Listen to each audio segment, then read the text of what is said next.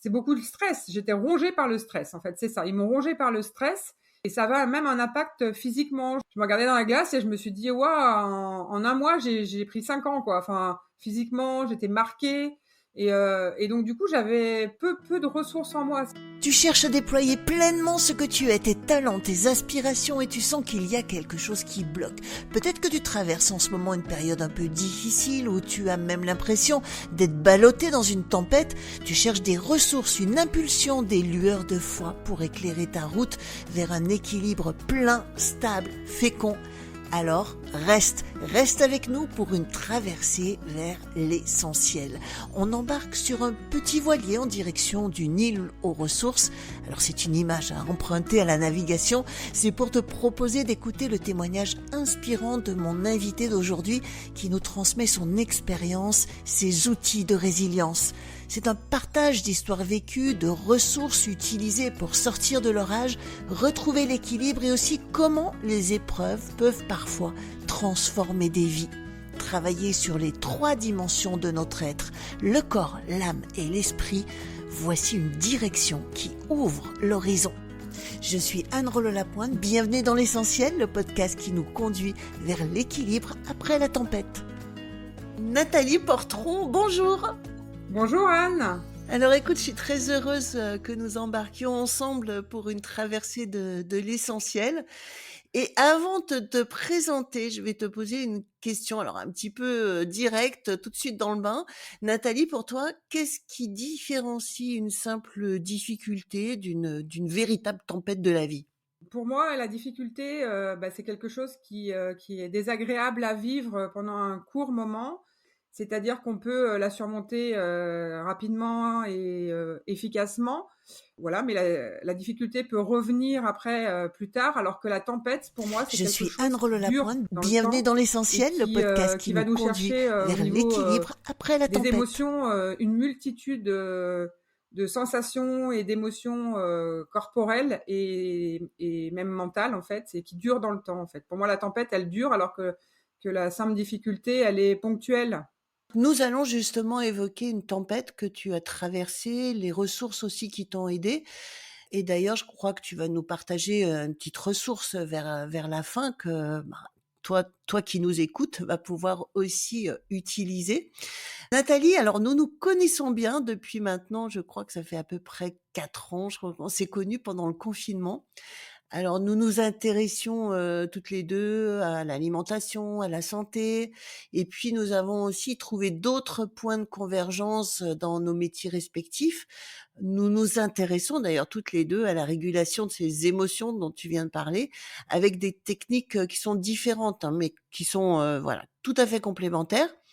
Et aujourd'hui, nous travaillons aussi à un projet qui est une plateforme de ressources, comme une petite île de ressources qui est en ligne et avec de nombreuses ressources pour permettre à chacun bien de retrouver et de développer un bon équilibre dans toutes les dimensions de notre être. Et nous y reviendrons bien sûr. Alors tout de suite, je te présente Nathalie.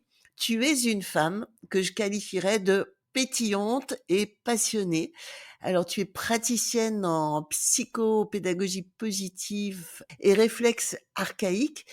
Tu accompagnes les enfants, les adolescents, les adultes à surmonter donc leurs difficultés d'apprentissage et puis à trouver aussi un équilibre émotionnel. Mais pas que, tu as aussi d'autres activités dans la santé nutritionnelle. Tu animes aussi des ateliers zéro déchet avec Multibis. Bon, voilà, tu as de nombreuses cordes à ton arc et puis tu as un parcours qui est riche et atypique aussi. Après une carrière dans les ressources humaines, tu as décidé de te reconvertir pour te consacrer à ta passion, l'accompagnement des personnes. Tu t'es formé donc à la psychopédagogie positive et aux réflexes archaïques. C'est une approche qui te permet d'aider les personnes à identifier les causes profondes de leurs difficultés à développer leur plein potentiel. Et puis tu es aussi donc une personne profondément, humaine et empathique. Tu es à l'écoute, tu sais créer un climat de confiance, de bienveillance, et ton approche, elle est globale, en fait. Elle prend en compte la personne, bien dans sa globalité, tête, cœur, corps, comme tu l'expliques. Tu as aussi la foi et nous l'évoquerons, dans un petit moment. Et Nathalie, tu as toi-même traversé, une tempête difficile dans ta vie. Ça te permet aussi de mieux comprendre les personnes que tu accompagnes et puis de leur offrir un soutien qui est précieux. Alors, est-ce que tu peux nous raconter la tempête que tu as traversée? Donc j'ai travaillé 17 ans dans une entreprise et bon, à la fin, j'ai souhaité, je me retrouvais plus, dans mes valeurs, l'entreprise avait énormément grossi et donc je retrouvais plus les ressources nécessaires pour pouvoir continuer mon activité. Donc j'ai souhaité, faire part à ma direction de partir. Ça a été un peu compliqué pour moi parce que, ils voulaient pas forcément que je parte. J'avais quand même un poste important dans l'entreprise. Donc j'ai été convoquée dans le bureau de mon patron à l'époque et donc j'ai mes d'autres directeurs qui ont monté en fait un dossier contre moi en disant que j'allais partir à la concurrence. Donc ils ont fait croire à mon patron que j'allais partir dans la concurrence. Et ça a duré des semaines et des semaines en fait, jusqu'au moment où j'ai fini par les menacer de contentieux parce que du coup, moi je gérais beaucoup les contentieux dans l'entreprise et du coup, j'ai toujours défendu les intérêts de l'entreprise et à partir du moment où ils ont compris que là, c'était pas la je rigolais pas et que vraiment j'avais, les moyens et les fondements en fait de mettre en place des actions, contre eux, que là, pour finir, comme par hasard, voilà, j'ai pu avoir, ce dont je voulais. En fait, moi, mon objectif, c'était de partir la tête haute de l'entreprise et toutes ces épreuves, en fait, ça a été, hyper, douloureux physiquement, émotionnellement. Et comment est-ce que tu as vécu ça alors, au niveau, de ta famille aussi? Parce que j'imagine que ta famille a été impactée? Bien sûr, ouais, ouais, je rentrais déjà, au niveau corporel, c'était compliqué. J'avais une boule au ventre, donc je partais à travailler avec la boule au ventre. Je dormais plus, j'en étais vraiment à pour moi, j'étais vraiment au bord, à la limite du burn-out. Franchement, après avec du recul, je pense que c'était vraiment ça et alors j'ai toujours eu le soutien de ma famille, j'étais en lien aussi avec un collègue, un ami un ancien collègue qui me conseillait et qui me coachait dans ma démarche, donc j'étais soutenue. Donc ça, c'était vraiment quelque chose d'important pour moi parce qu'en fait, il m'a appris à garder le cap. Est-ce que tu as connu des moments de doute ou de remise en question? Est-ce que ça faisait un peu les montagnes russes, pendant cette période-là? Bien sûr, parce qu'à force qu'en fait, quand on te balance plein de reproches comme ça, tu te dis: «Mais qu'est-ce que j'ai fait, quoi?» Enfin vraiment, je te dis le matin, je me levais, j'avais la boule au ventre et j'étais incapable, j'avais pas de ressources, pas d'outils. Alors si je connaissais un peu des techniques de respiration, de gestion du stress en fait, parce que c'était beaucoup de stress. J'étais rongée par le stress en fait, c'est ça. Ils m'ont rongée par le stress et ça avait même un impact physiquement. Je me regardais dans la glace et je me suis dit: «Waouh, en un mois, j'ai pris 5 ans, quoi». Enfin, physiquement, j'étais marquée et donc du coup, j'avais peu de ressources en moi, si ce n'est que, ce qui m'a tenue, c'est mon réseau, mon ami, ma famille et puis, ce qui m'a surtout tenue, c'est la foi, en fait, parce que j'avais toujours un soutien, j'étais toujours accompagnée, en fait, je me sentais accompagnée et j'avais toujours, en fait, une petite lumière qui s'allumait et qui me dit voilà, je te montre le chemin vers la sortie du tunnel et tiens bon quoi, tu vas y arriver, tu t'es persévérante, ça fait partie de ta personnalité et tiens bon et je suis à côté de toi, je suis avec toi en fait. Et donc je me sentais pas seule, voilà, c'est vraiment important. Et donc pour moi c'était un peu ma ressource. Je me laissais guider, accompagner par des prières, par des techniques de relaxation, de respiration. J'essayais de gérer avec ce que je savais, avec les outils que je connaissais, mais j'avais pas toutes les ressources que j'ai découvert et que j'utilise aujourd'hui, malheureusement.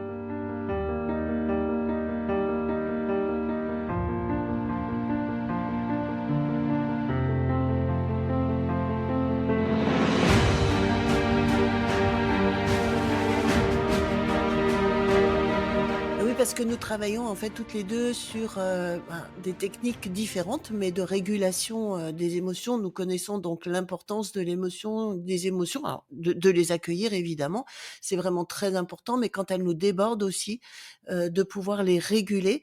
Donc dans la capacité naturelle que j'utilise, qui s'appelle Resolve, on résout donc des émotions qui nous débordent et qui peuvent nous rendre malades même, comme tu l'expliques. Par exemple avec un stress, chronique, qui a des effets sur nos défenses, immunitaires, nos défenses, naturelles, eh bien elles s'affaiblissent Et dans la technique donc Resolve, on observe ce qui se passe au niveau des sensations de notre corps, ce qu'on n'a pas l'habitude de faire généralement.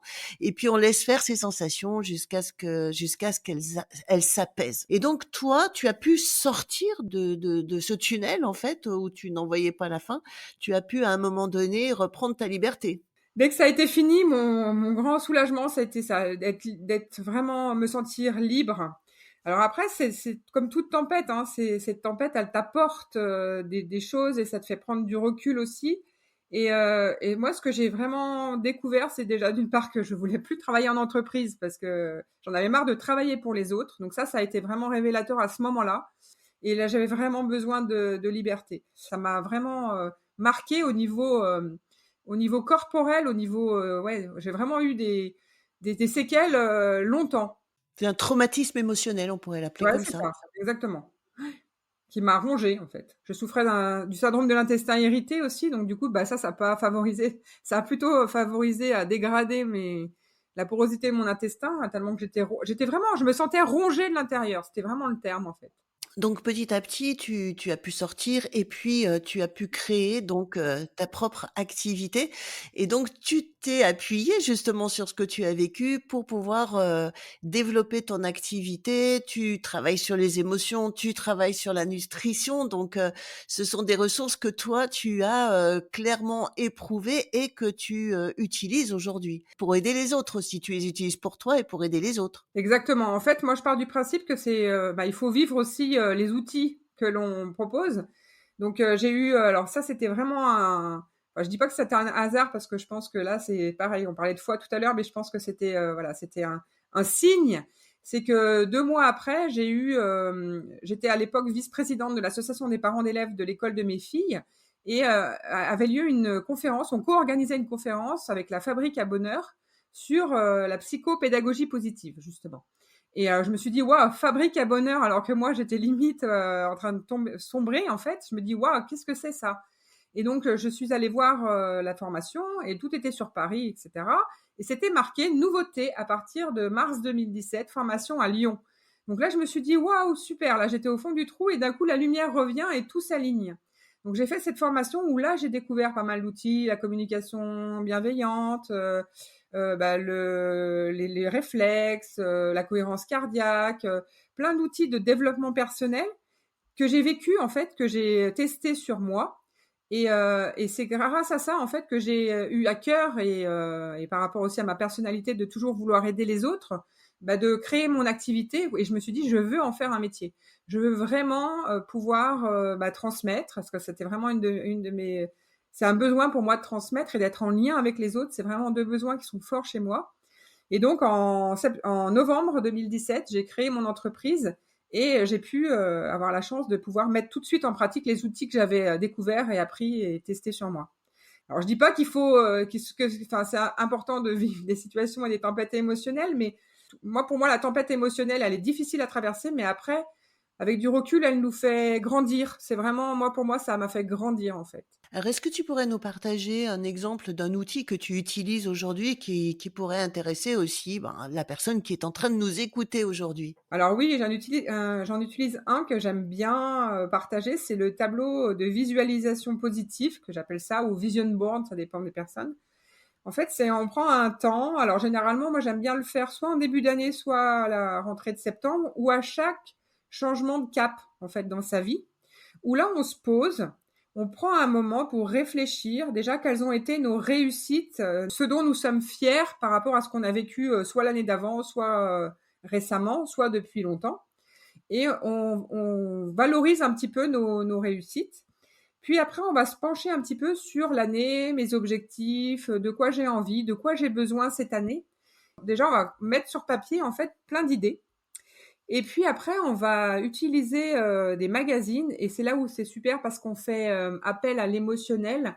On va regarder des images, des textes, des mots qui vont nous parler et on découpe. Voilà, on fait tout un petit tas de mots, de photos. Donc c'est super agréable déjà. Les gens qui vivent ça en fait trouvent ça agréable parce que c'est un moment où on se pose et en fait on fait aller son imagination, sa créativité. Et puis après, on construit un tableau, c'est-à-dire qu'on va assembler tout ce qu'on a découpé et on va essayer de construire quelque chose pour que ça soit joli pour soi en fait. Un tableau qui va nous servir, qui va être pour moi une ressource. Et moi, il est toujours affiché sur mon placard dans mon bureau. Et à chaque fois qu'il y a un petit coup mou, un petit truc où je me dis là, j'y arriverai pas, etc., bah, je regarde ce tableau de visualisation et ça me permet de garder le cap, de pouvoir me mettre en action ou de me dire ah bah tiens, j'avais décidé cette année que j'allais faire ça. Bon, qu'est-ce que j'ai mis en place pour le faire? Bah encore rien. Bah, c'est le moment d'agir, c'est le moment de se mettre en action. Donc c'est un outil que je trouve super pour bah, se poser, faire l'état des lieux de bah, ce qui est chouette en fait, valoriser un petit peu de nos réussites et aller chercher aussi nos objectifs et nous permettre de garder le cap, toujours nous garder quelque chose de positif, même quand il y a des situations un peu plus difficiles au niveau émotionnel ou professionnel. Bah, écoute, vraiment merci pour ce partage de ressources. Tu vas intervenir, hein, sur la plateforme, Essentiel Équilibre avec, des outils tout à fait concrets que les gens vont pouvoir, utiliser dans leur vie. J'interviens aussi et puis il y a beaucoup de professionnels qui interviennent sur cette plateforme en ligne. Toutes les informations pour rejoindre la plateforme sont notées en dessous de ce podcast et on peut juste cliquer pour aller découvrir et puis pourquoi pas rejoindre donc cette petite île aux ressources comme je l'appelle. Alors je vais te poser une dernière question, une question phare Nathalie. Quelle est la parole que tu as envie de nous murmurer à l'oreille ou à l'oreille de la personne qui nous écoute en ce moment et qui vit peut-être un moment de défi, de tempête? Bah, moi, je lui dirais, va puiser la force du trésor qui se trouve au plus profond de toi-même. Voilà, on a tous quelque chose, une petite lumière, une petite flamme, peu importe si on a la foi, pas la foi, on a toujours quelque chose, une force qui est en nous, au plus profond de nous-mêmes, qui, bah, au quotidien, on s'en rend pas forcément compte, et c'est dans les difficultés que on va aller chercher, puiser cette force qui va nous faire tenir et puis pouvoir nous transformer pour aller de l'avant et avancer dans notre vie. Eh ben, un grand merci Nathalie d'avoir traversé cet épisode de l'essentiel. Alors tu as un site internet aussi, le lien est aussi en dessous de ce podcast et on peut tout à fait aller visiter ton site, te retrouver, prendre contact avec toi. Et puis toi qui nous écoutes, je t'invite à t'abonner à ce podcast pour être informé directement du prochain épisode de l'essentiel. À très vite.